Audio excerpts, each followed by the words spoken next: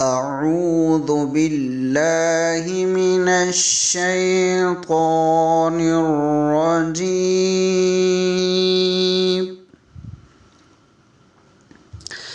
بسم الله الرحمن الرحيم.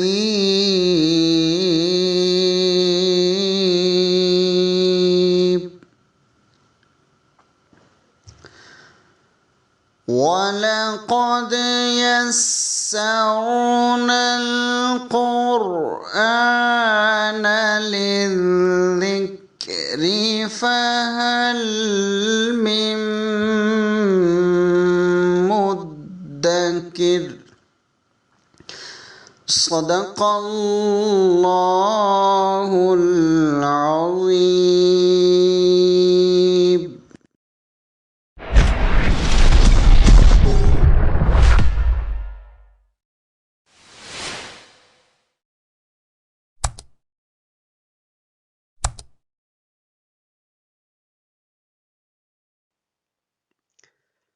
أعوذ بالله من الشيطان الرجيم. بسم الله الرحمن الرحيم.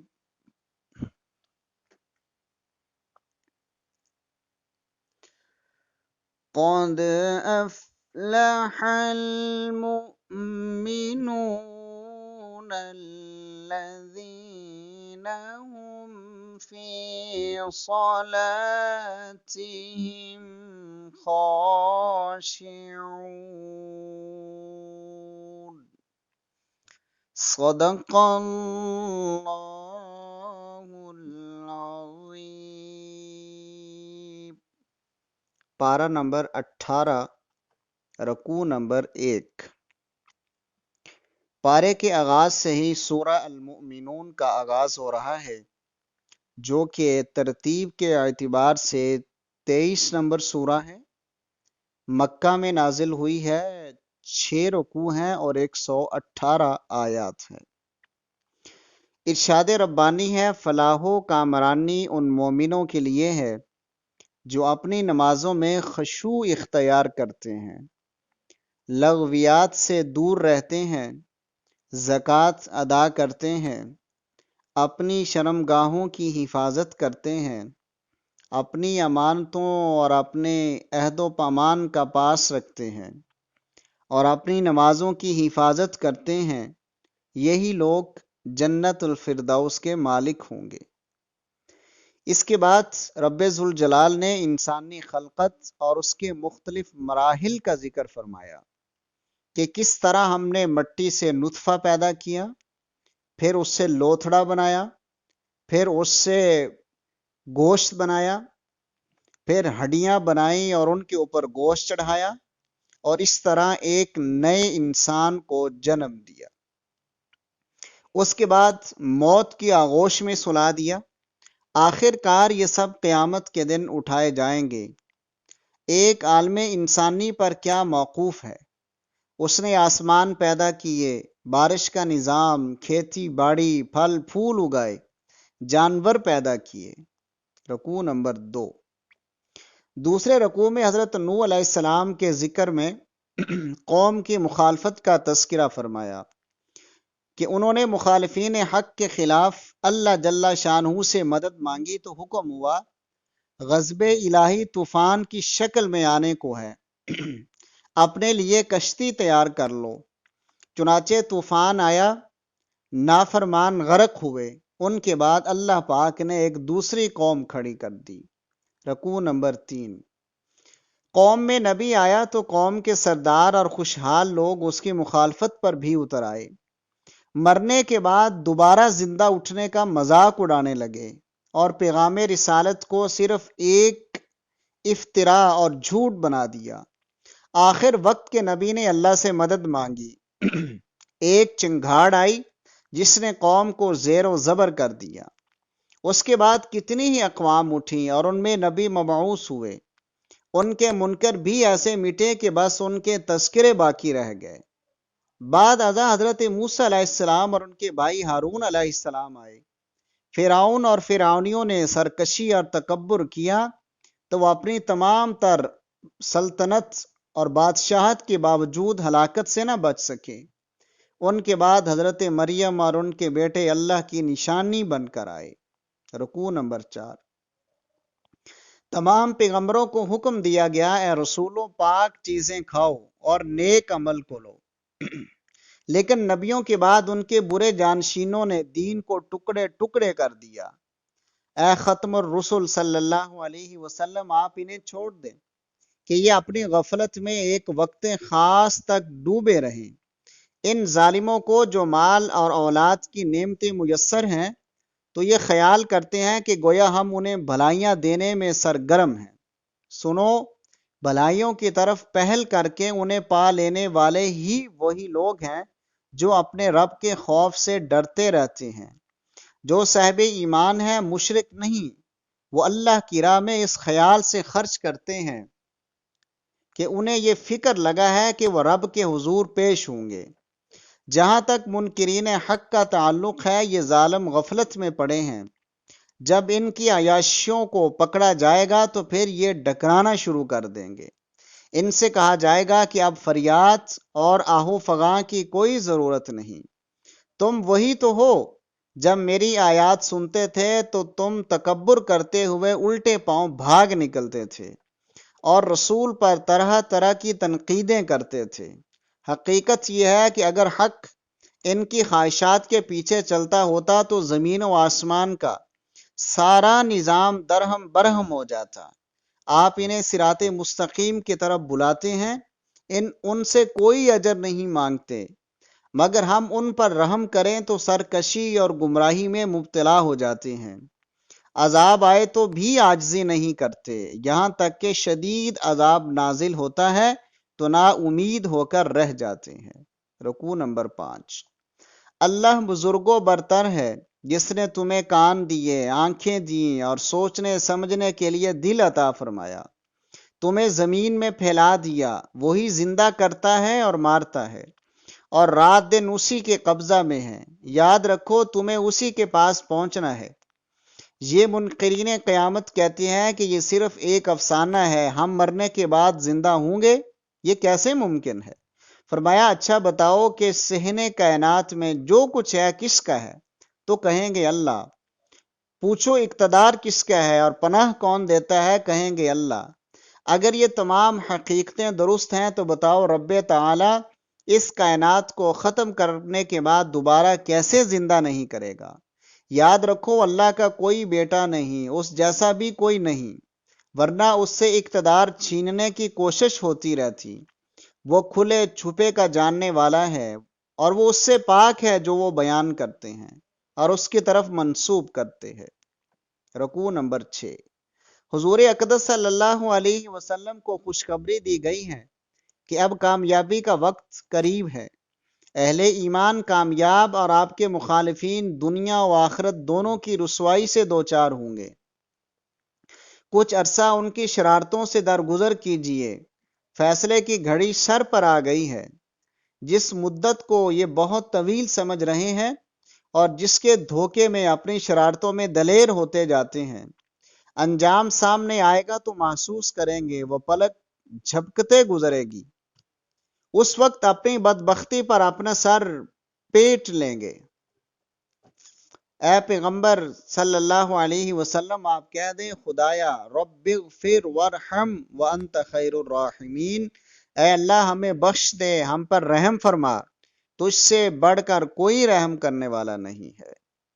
رکوع نمبر 7 سے سورہ النور کا آغاز ہو رہا ہے، جو 24 نمبر سورہ ہے، مکی ہے، 9 رکوع ہے اور 64 آیات ہیں۔ فرمایا زانی اور زانیہ کو 100 کوڑوں کی سزا دی جائے۔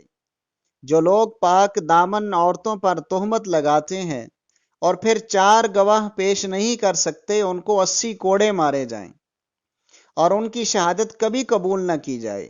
جو لوگ اپنی بیویوں پر زنا کی تہمت لگائیں اور ان کے پاس کوئی گواہی نہ ہو تو وہ 4 بار قسمیں کھائیں کہ ہم سچے ہیں، اور پانچویں قسم یہ کہیں کہ مجھ پر اللہ کی لعنت ہو اگر میں جھوٹا ہوں۔ اسی طرح عورت بھی 5 قسمیں کھائے کہ میرا خامد جھوٹا ہے اور وہ سچی ہے۔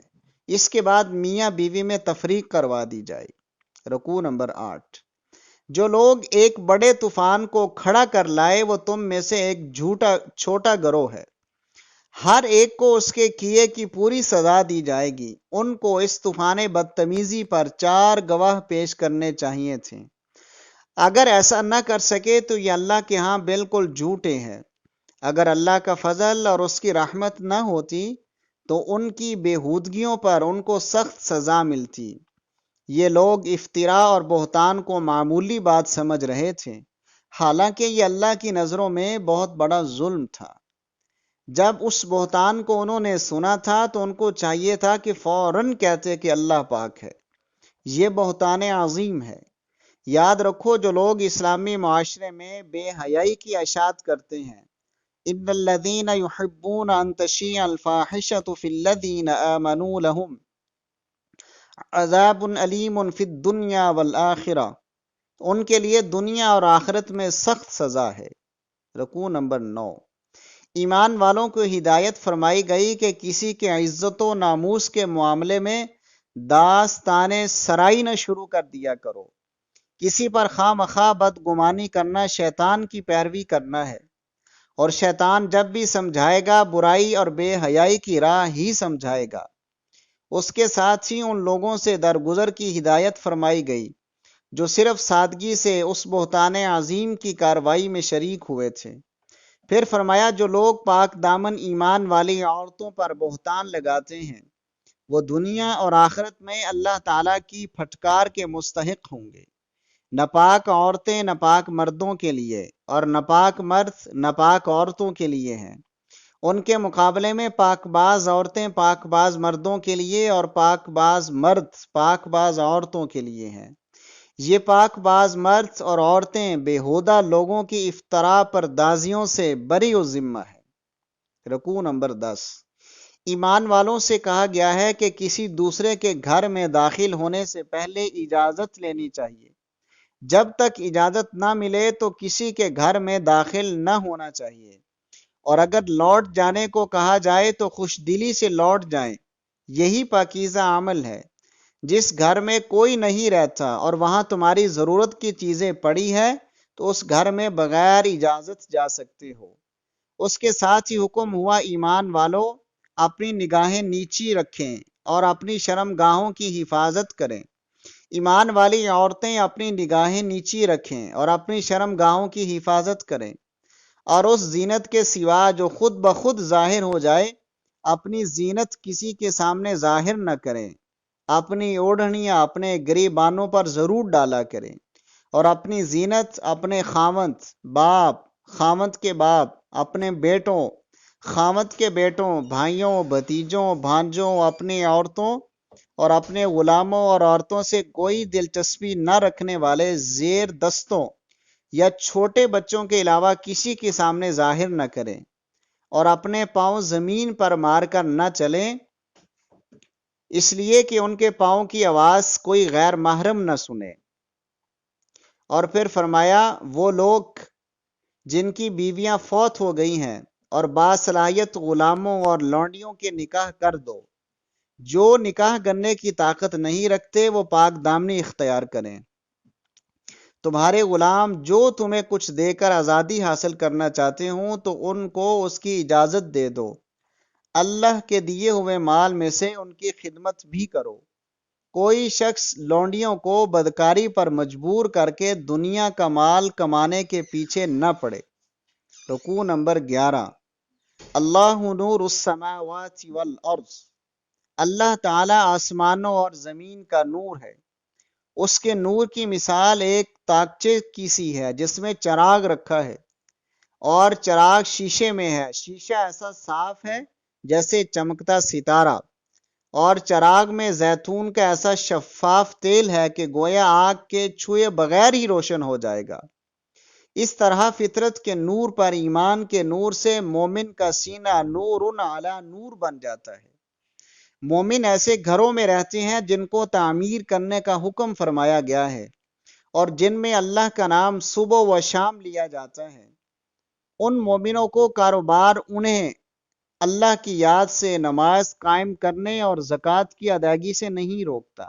رہے کافر تو ان کے اعمال چٹیل صحرا میں سراب کی طرح ہے کہ جسے پیاسا پانی گمان کرے، یا ایسے سمجھو جیسے ایک گہرے سمندر کے اندر تاریکیاں ہوں، موج کے اوپر موج اٹھ رہی ہو اور بادل چھائے ہوں، ہر طرف تاریکی ہی تاریکی ہو، ہاتھ کو ہاتھ سجھائی نہ دے۔ یاد رکھو جس کو اللہ روشنی نہ بخشے اس کے لیے کوئی روشنی نہیں۔ رکوع نمبر 12۔ آسمان اور زمین کی ہر شے اور پرندے صف بستہ اللہ تعالیٰ کی تسبیح میں اپنے اپنے طریقے پر مشغول ہیں۔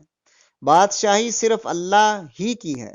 دیکھتے نہیں ہو کہ وہ بادل لاتا ہے، انہیں تہ بتہ کرتا ہے، پھر مینا برسنے لگتا ہے، جہاں رب تعالیٰ چاہے اولے برستے ہیں۔ رات اور دن کو وہی گردش دیتا ہے۔ ہر جاندار کو اس نے پانی سے پیدا کیا، کوئی پیٹ کے بل رینگتا ہے، کوئی 2 پاؤں پر چلتا ہے اور کوئی 4 پاؤں پر چلتا ہے۔ یہ سب اللہ کی قدرت کی واضح نشانیاں ہیں، مگر جسے چاہے ہدایت اسے ہی ملتی ہے۔ ان تمام مشاہدات حق کے باوجود منافق لوگ زبان سے ایمان و اطاعت کا اظہار کرتے ہیں، مگر ان کے خلاف کوئی فیصلہ ہو تو بھاگ کھڑے ہوتے ہیں، کچھ ملنے کی امید ہو تو سر ہلاتے موجود ہوتے ہیں۔ یہ لوگ دل کے روگی ہیں یا شک میں گرفتار ہیں، یا ڈرتے ہیں کہ اللہ اور رسول ان پر ظلم کرے گا، حالانکہ یہ خود ظالم ہے۔ رکوع نمبر 13۔ یاد رکھو ایمان والے وہی ہیں کہ جب انہیں اللہ اور اس کے رسول کے فیصلوں کی طرف بلایا جائے تو ہر حال میں سر جھکا دیتے ہیں۔ ایسے ہی لوگ کامیاب ہوں گے۔ رہے منافق تو وہ قسمیں کھا کر دھوکہ نہیں دے سکتے، ان کے اعمال سے اللہ تعالیٰ پوری طرح باخبر ہے۔ ان سے کہہ دیں اللہ رسول کا کہا مانو، انکار کا وبال تم پر ہوگا۔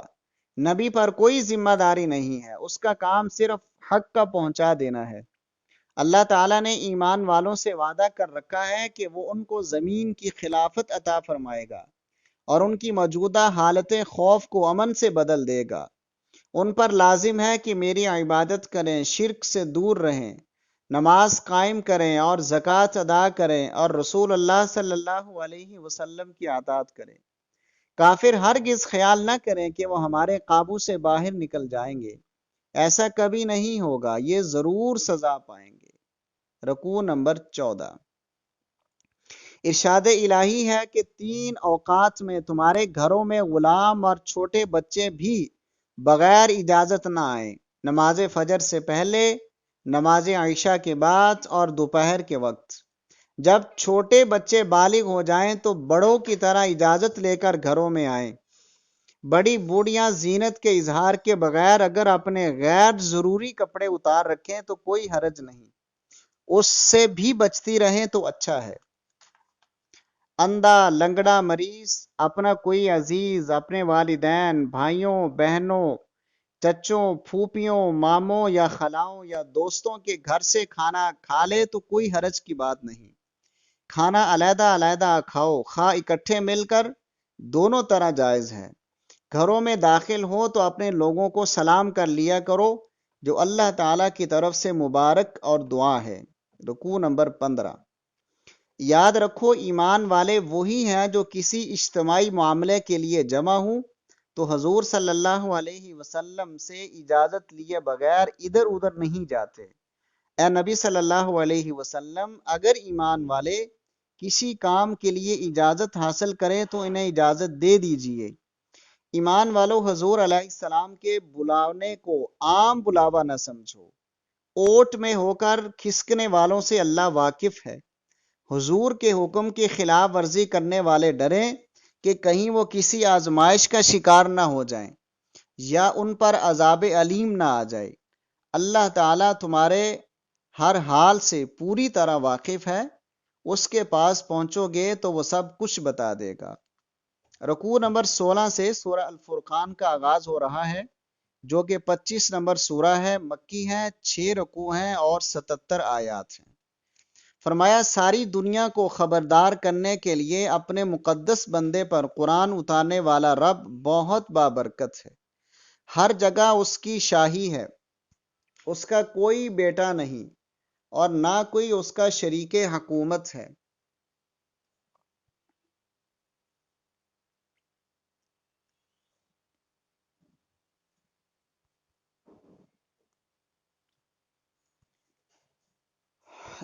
رکوع نمبر 16 سے فرمایا کہ ساری دنیا کو خبردار کرنے والے کے لیے اللہ اپنے مقدس بندے پر قرآن اتارنے والا ہے، اور وہ بہت ہی بابرکت ہے، ہر جگہ اس کی شاہی ہے، اس کا کوئی بیٹا نہیں اور نہ کوئی اس کا شریک حکومت ہے۔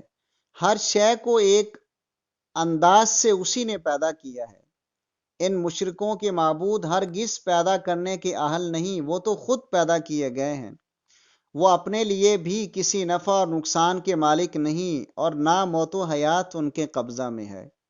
کافر کبھی کہتے ہیں کہ پیغمبر نے قرآن خود بنا لیا ہے، کبھی کہتے ہیں یہ پہلوں کے افسانے ہیں، ہرگز نہیں، اسے زمین و آسمان کی ہر چھپی شے جاننے والے نے اتارا ہے۔ یہ رسول اللہ صلی اللہ علیہ وسلم پر بھکتی کستے ہوئے کہتے ہیں کہ یہ کب رسول ہے جو کھانا کھاتا اور اپنے کام کاج کرتا پھرتا ہے، نہ اس کے ساتھ کوئی پہرے دار ہے، نہ اس کے پاس کوئی خزانہ ہے، نہ اس کے پاس کوئی باغ ہے۔ کہتے ہیں مسلمانوں تم تو ایک جادو زدہ شخص کے پیچھے چل رہے ہو، حقیقت یہ ہے کہ یہ ظالم بہک گئے ہیں، یہ کبھی سیدھی راہ نہ پائیں گے۔ رکوع نمبر 17۔ اے اللہ کے رسول صلی اللہ علیہ وسلم، اللہ بہت برکت والا ہے، اگر وہ چاہے تو ان سے بہتر باغات اور محلات آپ کو دے سکتا ہے۔ آپ ان کافروں کی باتوں سے آرزدہ خاطر نہ ہوں، ان ظالموں کو مرنے کے بعد زندہ ہونے کا یقین نہیں ہے، اس لیے ایسی بےہودگیاں کرتے ہیں۔ ان کو دوزخ میں جگڑ کر پھینکا جائے گا تو ان کی چیخیں نکل جائیں گی۔ اہل ایمان کو جنت ملے گی، ہمیشہ کی یہ جنت پرہیزگاروں کے لیے بہتر ہوگی۔ اللہ تعالیٰ قیامت کے دن ان نیک بندوں سے جن کی مشرک پوجا کرتے ہیں پوچھے گا، کیا تم نے میرے بندوں کو گمراہ کیا تھا یا وہ خود گمراہ ہوئے تھے؟ تو وہ کہیں گے اے اللہ تیری پناہ ہماری کیا مجال، یہ لوگ دنیا کی غفلتوں میں پڑھ کر تجھے بھول گئے تھے۔ ارے ظالموں، حضور علیہ السلام پر اعتراض نہ کرو کہ یہ کھانا کھاتے ہیں، جتنے پیغمبر گزرے ہیں سب کھانا کھاتے تھے اور بازاروں میں اپنے کام کاج کرتے تھے۔ ہم نے تمہیں ایک دوسرے کے لیے آزمائش بنایا ہے کہ تم ثابت قدم رہتے ہو یا نہیں۔ وآخر دعوانا ان الحمد للہ رب العالمین۔